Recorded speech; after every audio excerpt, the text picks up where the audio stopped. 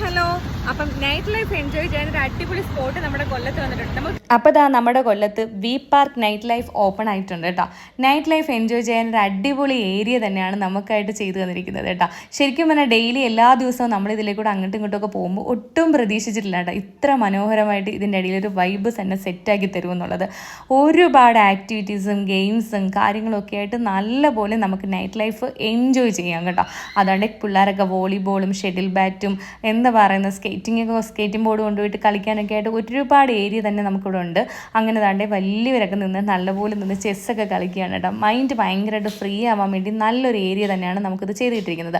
അപ്പം നമ്മുടെ കൊല്ലവും അടിപൊളിയായിട്ടുണ്ട് കേട്ടോ. ഇനിയും കുറേ ഗെയിംസും കാര്യങ്ങളും ഒക്കെ വരാനുണ്ട്. അപ്പം ഞങ്ങളിങ്ങനെ നോക്കിക്കൊണ്ട് നിൽക്കുമ്പോഴാണ് എൻ്റെ ഒരു സബ്സ്ക്രൈബർ കുട്ടിയെ കണ്ടിട്ട് വന്ന്. അപ്പോൾ അവളുടെ ബർത്ത്ഡേ ആയിരുന്നു. അപ്പോൾ അവൾ എന്നോട് പറഞ്ഞു കേക്കൊക്കെ കട്ട് ചെയ്യാൻ പോവുകയാണ്. അപ്പം ഞങ്ങളും കൂടെ ഒന്ന് ആഡ് ചെയ്തിട്ടുണ്ടായിരുന്നു അതിനകത്ത്.